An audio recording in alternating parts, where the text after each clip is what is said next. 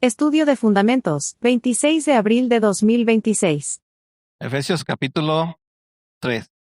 Hemos estado tratando de comprender cosas básicas de la fe.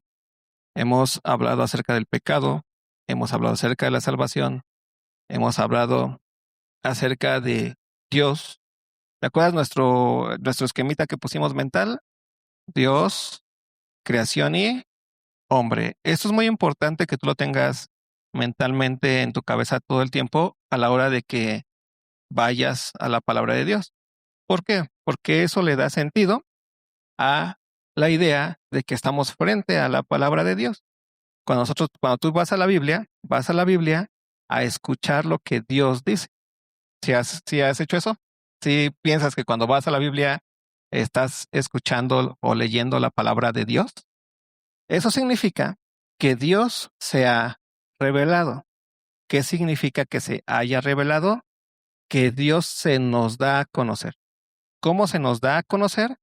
Por medio de lo que Él dice a través de personas que escribieron aquello que Él dijo.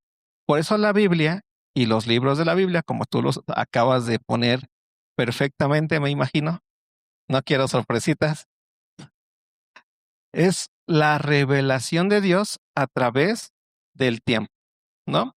Hasta desde el Génesis hasta Apocalipsis, que Génesis es el libro del inicio, ¿no? Nos habla de los inicios, y Apocalipsis nos habla del final, ¿no?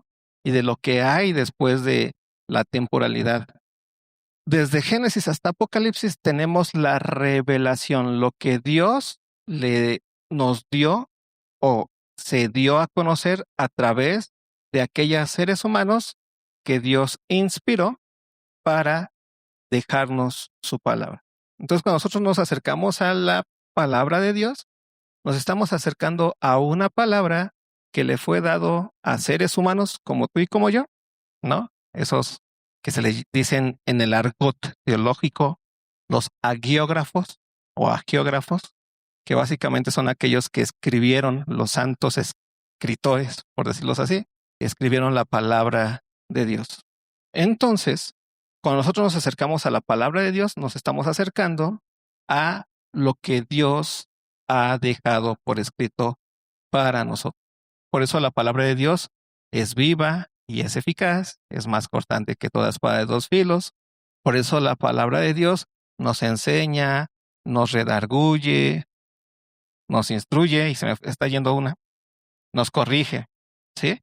Entonces, una de las cosas básicas que hay que entender es que cuando nosotros nos acercamos a la palabra de Dios, nos estamos acercando a lo que Dios dice, pero lo dijo a través de quiénes? De otras personas. ¿Para qué? Para que nosotros, por medio del estudio, y por eso es que estamos aquí, por medio del estudio, volvamos a escuchar lo que Dios dijo. Por eso Dios no habla de forma inmediata.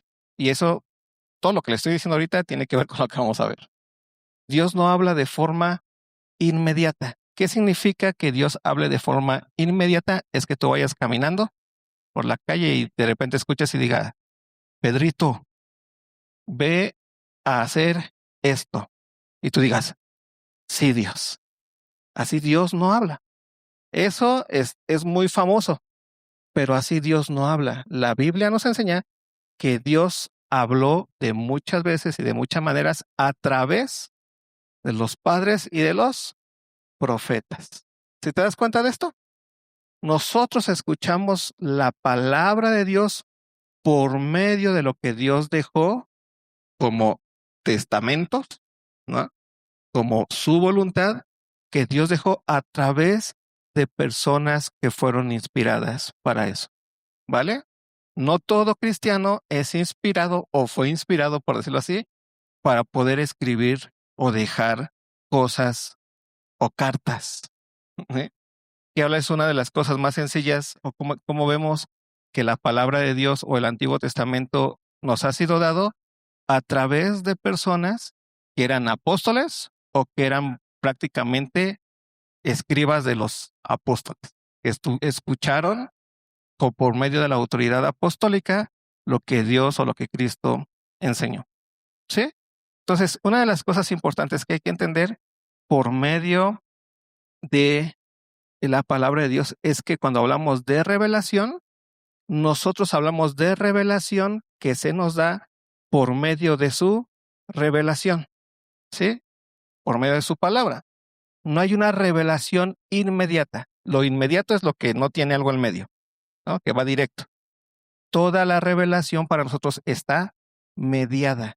¿Qué es mediada? Que hay algo en medio. ¿Y cuál es qué es lo que nos media? La palabra de Dios. Por eso cuando venimos a la iglesia y venimos a estudiar su palabra, estudiamos la palabra de Dios y tiene una mediación, ¿sí? Aquí no venimos y te decimos, Dios me acaba de revelar algo. ¿Por qué no puedo, o yo no lo puedo decir? Pues porque así no funciona la revelación de Dios. Cuando Dios te revela algo, te lo revela por medio de, y cuando tú dices que te lo reveló por medio de su palabra, te lo revela por medio de aquellos agiógrafos, los que escribieron, los santos escribas, los que Dios utilizó para llevar a cabo o dejar a cabo su voluntad. ¿Sí? Y esto es muy importante porque ahí está basada la iglesia. Y vamos hoy a ver básicamente uno de los temas más importantes que son para Pablo y es más bien como la introducción hacia nuestro siguiente punto dentro de la clase de fundamentos, que tiene que ver completamente con el hecho de cómo funcionan los dones espirituales dentro de la iglesia. ¿Sí? Porque es muy importante que tú sepas cuáles son los dones espirituales que hay en la iglesia y cómo es que ahora funcionan los dones espirituales en la iglesia. Pero para poder entender eso, primero necesitamos entender qué es la iglesia. ¿Sí? ¿Cuántos de aquí saben lo que es la iglesia? A ver, ¿quién quiere responder de forma sencilla? Somos el cuerpo. Muy bien, ¿qué más? Ok, ¿qué más? Ok, ¿qué más? ¿Qué es la iglesia? ¿Mm? La novia de Cristo, ¿qué más? ¿Qué? La iglesia, los congregantes, los que se juntan. ¿Qué más? Ok. Vamos un poquito a regresar a estudiar un poquito cómo era antes de Cristo el asunto. ¿Te acuerdas? Lo vimos la semana pasada. Es antes de Cristo, cómo funcionaba la vida de Dios, ¿no? en el mundo, por decirlo de esta manera. Y prácticamente lo que nos encontramos es que la vida de Dios funcionaba o Dios dividió, ¿no? El mundo o a los seres humanos entre su pueblo, los que eran su pueblo y los que no eran su pueblo. ¿Sí te acuerdas de eso? A los que eran su pueblo, Dios los eligió llamando ¿a quién? A Abraham. ¿Te acuerdas de Abraham? A partir de Abraham. No fue a partir de Noé, no fue a partir de Adán, sino fue a partir de Abraham. Entonces Dios elige a Abraham. ¿Y qué le dice a Abraham? ¿Qué promesa le da Dios a Abraham? Que va a ser de él una gran nación y a partir de él iba a venir el Mesías. Esa es la promesa que tiene Abraham, ¿no? Y entonces el mundo está dividido en dos.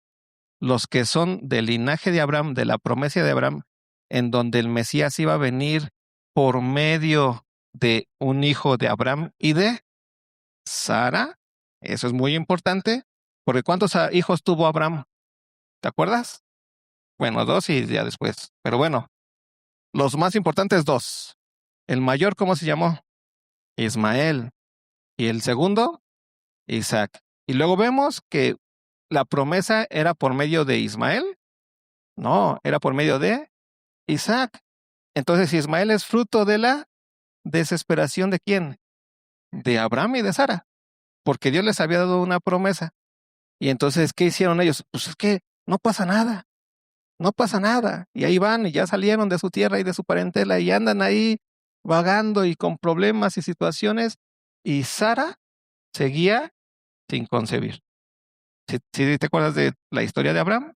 Hasta que llega los enviados de Dios, los ángeles, y hablan con Abraham. Y le dicen, oye, Ismael no es la promesa, sino que Dios va a darte un hijo, ¿de quién? De Sara, ¿no? Y entonces ahí viene el linaje de Dios. Y el linaje de Dios tiene que ver con la promesa de Dios cumplida a los hombres, ¿vale? Entonces, el linaje de la promesa es Isaac, ¿vale? Teniendo en cuenta eso, necesitamos comprender que estaba completamente dividido el mundo en dos, en los que eran hijos de la promesa, y de ahí vino el pueblo de Israel. ¿Te acuerdas quiénes fueron los hijos de Isaac? ¿Y quién más? Les voy a dejar tarea que lean el Antiguo Testamento. Ajá, eran ellos, y a través de ellos, ¿quiénes vinieron? Se estuvo peleando Jacob y Esaú, ¿sí te acuerdas? Y ahí estaban peleando. Y después de los 12 tribus de Israel, que después Jacob se convirtió en Israel, vinieron ya todos los descendientes de Israel, del cual iba a venir la promesa. El punto importante aquí estaba dividido así el mundo, o la promesa o lo que Dios les había dicho. Había un pueblo que Dios había elegido, que por medio del cual iba a traer al Mesías. ¿Y quién era ese pueblo? El pueblo de Israel, que es Jacob, que es descendiente de quién? De Isaac, el cual es descendiente de quién? De Abraham, ¿vale? Esto es muy importante. Después tenemos entonces divididos el mundo en dos. Los que eran hijos de la promesa, que eran el pueblo de Israel, los judíos, y los que no eran pueblos de Israel, no eran judíos. ¿Sí? Esto es muy importante por lo que sigue. Después tenemos que cuando viene Cristo y se cumple la promesa, ¿qué ocurrió? Que ahora queda abierto completamente la descendencia, no en un sentido sanguíneo, sino en un sentido de fe. No es que Dios destrozó a Israel, no, es que Dios ahora añade por la fe a quienes, aquellos que no eran de Israel, y de ambos hizo un solo pueblo. Y esto es muy importante porque lo terminamos de ver o lo vimos en Efesios capítulo 2. Dice, por tanto, versículo 11, acordaos de que en otro tiempo vosotros los gentiles, ¿te acuerdas? Los que no eran descendientes de Israel, los gentiles, en cuanto a la carne, eran llamados incircuncisión, por la llamada circuncisión hecha con mano en la carne. Ahí había una división. Los que eran circuncidados eran hijos de Dios, descendientes de Dios, por decirlo así, de la promesa, y los que no eran circuncidados, que eran pues los gentiles, les llamaban incircuncisos. De hecho, les decían que eran hasta paja para el infierno, ¿no? Cuando era así como que pues no son elegidos, no son el pueblo elegido de Dios. Pero ve lo que dice Pablo, le está hablando a ellos, a los que eran incircuncisos. Dice, en aquel tiempo estabais sin Cristo, alejados de la ciudadanía de Israel y ajenos a los pactos de la promesa, sin esperanza y sin Dios en el mundo. ¿Sí te das cuenta? ¿Quiénes tenían la esperanza? ¿Quiénes tenían las leyes? ¿Quiénes tenían la revelación de Dios? Pues los judíos. O sea, ellos las tenían. Los gentiles no lo tenían. Los gentiles tenían mitos, filosofía, todo lo que puede dar el hombre con la capacidad que Dios le dio, pero no tenían la revelación de Dios. ¿Quiénes sí la tenían? Los judíos, los israelitas. Pero ahora, dice Pablo, pero ahora en Cristo Jesús, y aquí es donde entra el punto importante, cuando se cumple la promesa, ¿y cuál era la promesa que Dios dio desde antes? Que iba a enviar a quién? A su Mesías, ¿no? Y entonces cuando se cumple la promesa, se abre por completo esta identidad. ¿Quiénes van a ser pueblo de Dios? Los que estén en quién? En Cristo Jesús. Y para poder ser pueblo de Dios, estaría en Cristo Jesús, ya vimos atrás que es por medio de la fe, ¿no? Por la gracia, por medio de la fe. Deberían de creer, de llevar a cabo fe. ¿En quién? En la obra redentora de Cristo Jesús, tanto judíos como gentiles. Todo aquel judío que no quiso creer en Cristo Jesús, perdió su lugar. Y en las palabras de Pablo, fue quitado, ¿sí? Fue desgajado de ese tronco de Israel. Y los que no eran parte de ese tronco de Israel, como los gentiles, y creyeron, fueron ¿qué? Puestos en ese tronco de Israel. ¿Sí te das cuenta del asunto? Porque el tronco es ¿quién? Es Cristo, ¿sí? Entonces, antes de Cristo, los judíos tenían la promesa y esperaban ¿en quién? En el Mesías, en el que llegara el Mesías. Pero ahora, después de Cristo, los judíos que no creyeron en el Mesías, fueron ¿qué? Quitados completamente. Y los gentiles que creyeron en el Mesías fueron insertados. Esa es la imagen que Pablo usa. ¿Sí? No es que se destruyó todo, no, es que desde siempre así fue. La rama o el tronco principal es Cristo. ¿Sí? Los que van naciendo ahí en la promesa, los judíos, pues nacen así que por nacimiento, con esa promesa. Pero cuando vino Cristo, tenían que llevar a cabo fe. Y los que tuvieron fe, siguieron en esa promesa. Los que no tuvieron fe, fueron quitados. Eso es muy importante que quede claro. Los que no estaban en ese tronco, como nosotros los gentiles, y tuvimos fe en Cristo, ¿qué es lo que hizo Dios? Nos injertó ¿en dónde? En el tronco, en el pueblo de Dios. Por eso es muy importante entenderlo. Antes el mundo estaba dividido entre los judíos, que eran parte de la promesa, y los gentiles, que no eran parte de la promesa, estaban sin esperanza y sin Dios en este mundo, lo que dice el versículo 12 de este capítulo. Versículo 13, pero ahora en Cristo Jesús, ustedes que en otro tiempo estabais lejos, ¿te das cuenta de eso?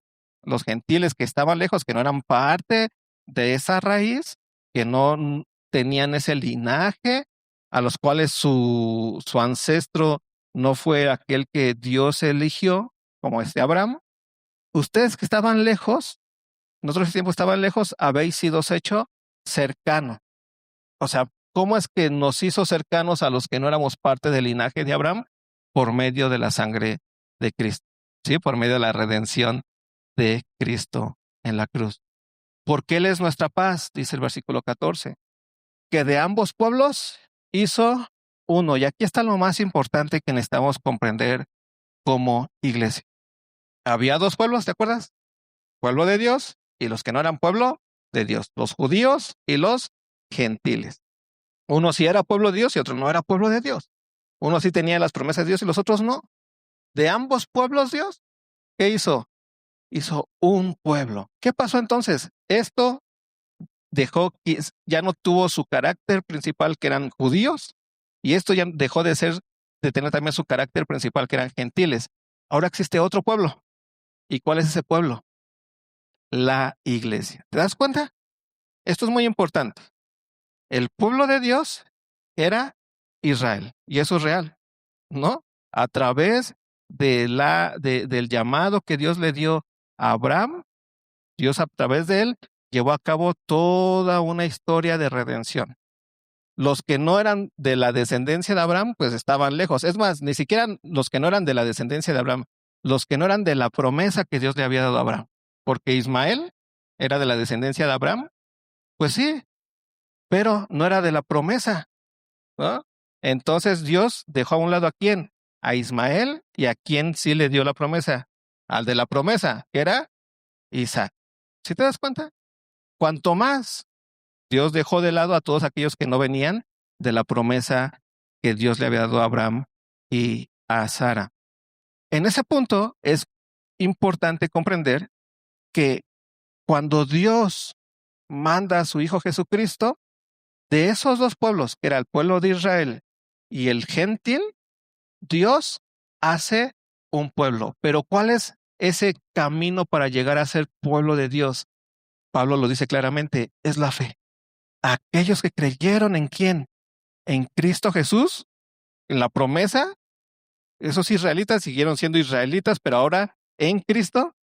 Y los que no eran israelitas y creyeron la promesa, dejaron de ser eso que eran gentiles, pero ahora son en Cristo hijos de Dios. Y esto es muy importante que quede claro. ¿Por qué? Porque esto no nos dice que a partir de Cristo, para que quede claro el asunto, el pueblo de Dios es el pueblo que lleva a cabo fe en Cristo Jesús. No hay otro pueblo. O sea, la raíz de tu fe o de tu identidad se encuentra en el hecho de que tienes fe en Cristo Jesús. Eres pueblo de Dios porque tienes fe ¿en quién? En Cristo Jesús. No por nacimiento, ¿no? No porque eras parte de la promesa o no eras parte de la promesa, sino es por la fe. ¿Hasta aquí vamos bien en ese punto? Es muy importante. ¿Por qué? Porque entonces ahora el mundo se dividió ahora otra vez en dos, pero de diferente manera. Primero se había dividido entre los que eran linaje de Abraham por medio de Isaac y los que no eran linaje de Abraham por medio de Isaac. Y ahora se ha dividido en los que son linaje de Dios por medio de quién?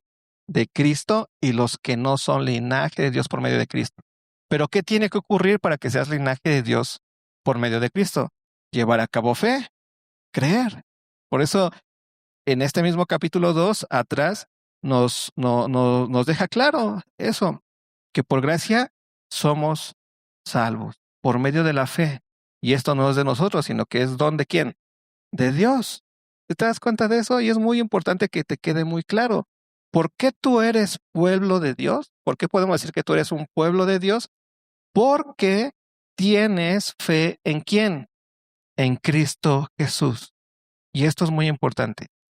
La pregunta de los 20,000.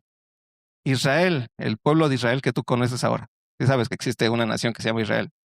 ¿Israel es el pueblo de Dios? La respuesta es ¿sí o no? La palabra de Dios nos enseña que el pueblo de Dios es el pueblo que está ¿en quién? En Cristo Jesús. Sean judíos o sean gentiles. Y esto es muy importante que te quede claro. Ahora, ¿Israel o los israelitas pueden ser del linaje de Abraham? La respuesta es sí, yo creo que hay muchos que tienen ese linaje de Abraham, ¿no? Pero el linaje no es el que los hace salvos. El linaje es el que les guardaba a ellos la promesa. ¿Cuál era la promesa que ellos tenían? Que de ellos, de su linaje, iba a venir ¿quién? El Mesías. Y el Mesías ya vino. Y el Mesías ya pagó. El Mesías ya resucitó. Y ahora de ambos pueblos, del gentil y del judío, Dios ha hecho un solo pueblo.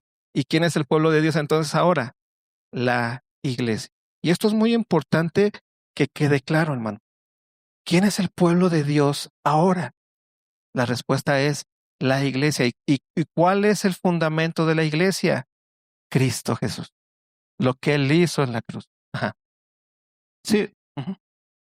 Y el punto importante aquí es comprender que la iglesia tiene su fundamento en el hecho de que Dios ha cumplido su promesa. La iglesia básicamente es la promesa de Dios para el ser humano. ¿Sí? Es que, ¿te acuerdas lo que vimos en Efesios 1? Que comienza a decir, bendito sea el Dios y Padre de nuestro Señor Jesucristo, que nos bendijo con toda bendición espiritual en los lugares celestiales. ¿En quién? En Cristo. Nos está hablando ya de algo que ha ocurrido. Y Pablo está en ese éxtasis, por decirlo de una manera, porque Pablo pisó los dos lados, ¿no? Pisó cuando todavía no se había cumplido esta promesa, ¿no? Y era alguien, un judío que estaba esperando que Dios mandara al Mesías. Y después vivió perfectamente este movimiento de Dios cuando Dios ya manda a su Mesías, cuando Dios ya cumple la promesa, cuando Dios ya paga los pecados, cuando Dios ya lleva a cabo este movimiento en donde crea a su nuevo cuerpo que es la iglesia, donde cumple su promesa. Por eso sigue diciendo, según nos escogió en él antes de la fundación del mundo. Está hablando del propósito de Dios desde antes de la fundación del mundo. ¿Y cuál era el propósito de Dios desde antes de la fundación del mundo para el ser humano? Que fuéramos en Cristo, ¿sí? Y siendo en Cristo somos santos y sin mancha. Y eso es algo bien importante, que fuéramos iglesia. Por eso la iglesia no es meramente un término colectivo. Pablo no usa mucho tanto el término colectivo en sentido de asamblea. Usa mucho el término de cuerpo. Un cuerpo, o sea, tú, por ejemplo, no piensas de ti mismo como una asamblea de órganos vitales. Piensas como un cuerpo, como una unidad vital de cada órgano. No sé cuántos de ustedes odian alguna parte de su cuerpo, bueno, lo dije mal, alguna parte interior de su cuerpo vital. Así de, ¿cómo odio que mi corazón esté latiendo? ¿Sí? O sea, no en el sentido estético. ¿Cómo odio que mi riñón funcione bien? De hecho, es todo lo contrario, ¿no? Cuando te preocupas, cuando ya te duele la rodilla como a mí, ¿no? Dices, ¿y ahora? Si esas cosas no había esas cosas antes, ¿no? Te comienzas a preocupar por esa situación. ¿Por qué? Porque hay una unidad vital que tú vives en el cuerpo. A ti, o voy a usar una palabra un poquito fea. No fea. Imagínenselo, ya va a ser feo. Imagínate que ves a alguien que está desmembrado ahí y se ve horrible, ¿no? Dices, ah, pero la unidad, ¿no? Te hace pensar en la funcionalidad que tiene cada uno de esos miembros dentro de un cuerpo, completamente. Y una de las cosas que nosotros entendemos como la iglesia es que es el cuerpo de ¿quién? De Cristo. Qué interesante es este término con respecto a la iglesia, pero también nos hace ver cómo está constituido el cuerpo de Cristo o qué pasó. Cuando Cristo vino, entonces los que eran judíos recibieron la promesa, pero esa promesa también era para ¿quiénes? Para los gentiles. Y entonces, cuando por fe confía el judío o el gentil en Cristo, dejan de ser judíos en la promesa y gentiles en la promesa o sin promesa y se convierten en una realidad. Y la realidad es la iglesia. Ve lo que dice Pablo, versículo 13. Pero ahora, capítulo 2, versículo 13. Pero ahora en Cristo Jesús, vosotros que en otro tiempo estabais lejos. ¿Te das cuenta? Los que no tenían la promesa, no tenían esperanza. Ellos que estaban lejos, ¿qué ocurrió con ellos? Fueron hechos cercanos. ¿Y cuál fue ese camino por el cual fuimos hechos cercanos? Por medio de la sangre de quién? De Cristo. Antes se podía hacer eso, se podía hacer de una forma externa, ¿no? Podían creer o ser parte del pueblo y circuncidarse, pero no de forma interna, sino de forma externa, como adquirir una ciudadanía, ¿sí? Así como cuando tú dices, ya no quiero ser mexicano, ahora voy a convertirme en argentino, ¿no? Entonces vas y haces todo tu papeleo, pero todo es externo, porque pues se te nota el nopal, ¿no? Y eres más mexicano que nada, pero en el papel eres externo, ajá. O yo que quisiera ser suizo, ¿no? Se me nota, ¿no? Entonces, el punto es que eso es simplemente externo, pero ahora en Cristo es completamente interno, porque la iglesia es el cuerpo de Cristo. La iglesia tiene su identidad absolutamente en la identidad de quién? De Cristo Jesús. No es que se haya hecho otro pueblo, sino se identificó al pueblo de Dios en la identidad de Cristo Jesús. Por eso la iglesia es el cuerpo de quién? De Cristo. Por eso tú eres miembro del cuerpo de quién? De Cristo. Y para ser miembro del cuerpo de Cristo se requiere nacer de nuevo. ¿Sí te acuerdas de lo que le dijo Jesús a Nicodemo? A ver, Nicodemo, ya sé que me estás preguntando por cosas por las cuales no te voy a contestar, pero te voy a contestar lo que necesitas. ¿Y te es necesario, Nicodemo? Nacer de nuevo. Y ese es el nuevo nacimiento. Cuando tú naces de nuevo, dejas de ser lo que eras y ahora eres iglesia. ¿Te das cuenta? Por eso lo importante aquí es que eres miembro del cuerpo de Cristo por el nuevo nacimiento. No eres un nuevo nacimiento en soledad. Eres un miembro de un cuerpo. Y entonces cuando tú ves un dedo, tú no piensas en el dedo solito, piensas en de qué cuerpo es. Y la importancia del dedo se encuentra en dónde? En el cuerpo. Si tú ves un dedo tirado por allá, ¿qué haces? Primero gritas, tal vez, ¿no? Un dedo, ¡ah! Y después, ¿qué haces? No estás pensando, ay, pues hay que cuidarlo, hay que ponerlo en una camita bonita. No. ¿Qué haces? Pues hay que tirarlo, ¿sí? Los miembros están constituidos o tienen su unidad en el cuerpo, ¿sí? Por eso nosotros somos miembros de un cuerpo. ¿El cuerpo de quién? De Cristo Jesús. Y esto es muy importante que quede claro, porque si no, no vamos a entender qué significa ser el pueblo de Dios. Y ser el pueblo de Dios significa ser el cuerpo de Cristo. Por eso no nos identificamos como se identificaba antes el pueblo de Israel. El pueblo de Israel era un pueblo que Dios había elegido, pero con una promesa, pero no estaban unidos en Cristo. ¿Sí? Solamente los unía una promesa. Pero la iglesia está unida sustancialmente por la vida de Cristo en nosotros, por el Espíritu Santo. Es muy diferente. Entonces, ¿Israel era el pueblo de Dios? Y la respuesta es sí. ¿Dejó de ser el pueblo de Dios Israel? Y la respuesta es otra vez, vamos. ¿Israel dejó de ser el pueblo de Dios? A ver, depende. Entonces, a ver, y ese es el punto que quiero que les quede muy claro hoy. El pueblo de Dios es la iglesia. Es importante que quede claro eso. La iglesia son aquellos que han nacido de nuevo de entre los gentiles y de entre los israelitas. Los que son ahora en Cristo son un solo cuerpo. Ve lo que dice versículo 14 de Efesios.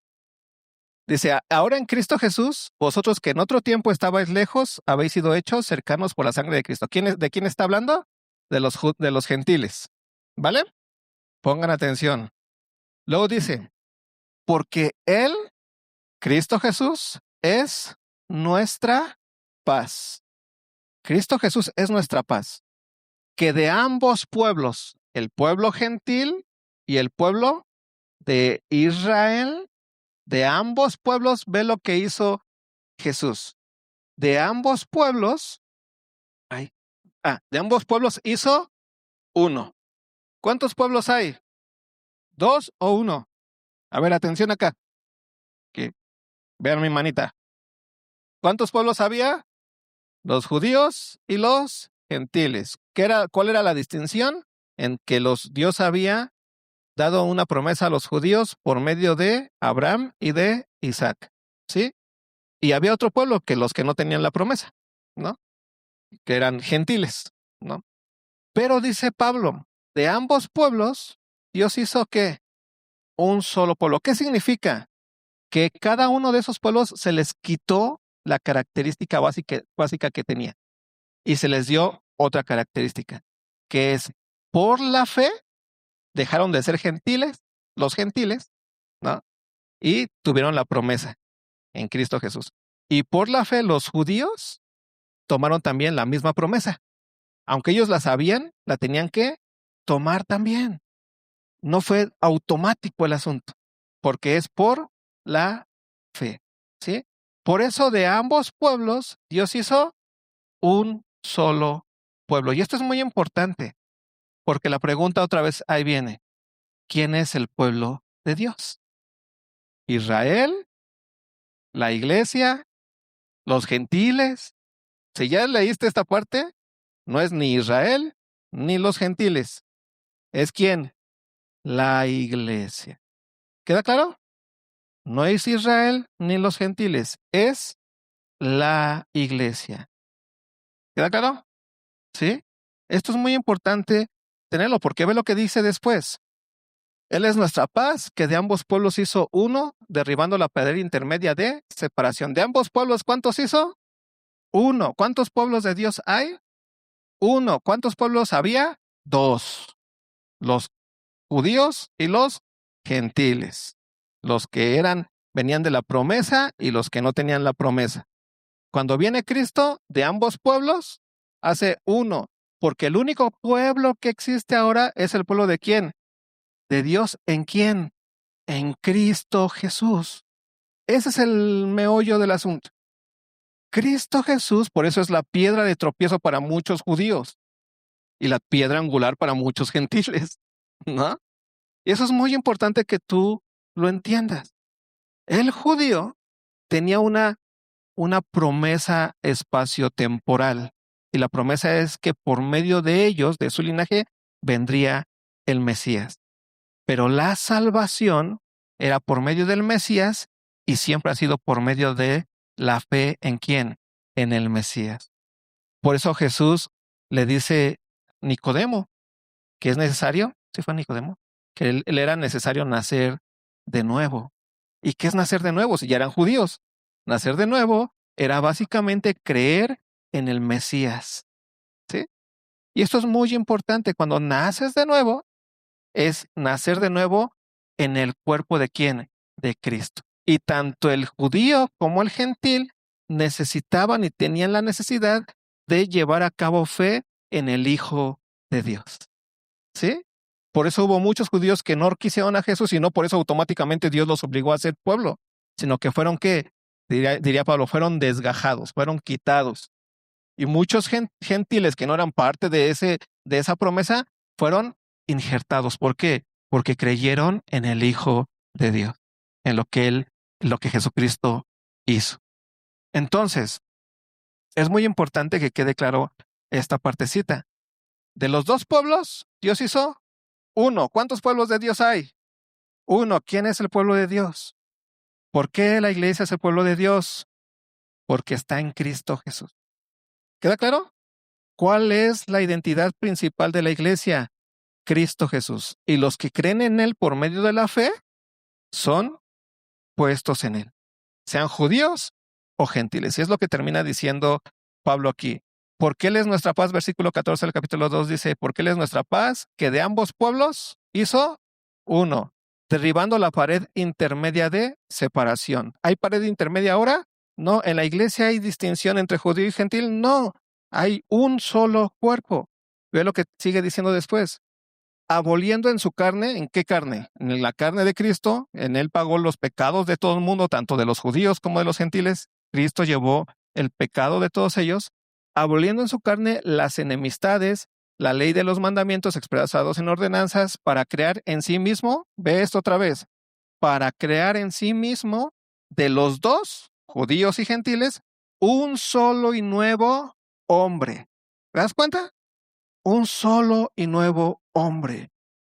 Ese solo y nuevo hombre es la iglesia, haciendo la paz. Y mediante la cruz reconciliar con Dios a ambos en un solo cuerpo. ¿Te das cuenta quiénes necesitaban reconciliación? Ambos, tanto judíos como gentiles, necesitaban ser reconciliados con Dios por medio de la sangre de Cristo Jesús. El judío, ¿qué era lo que le distinguía?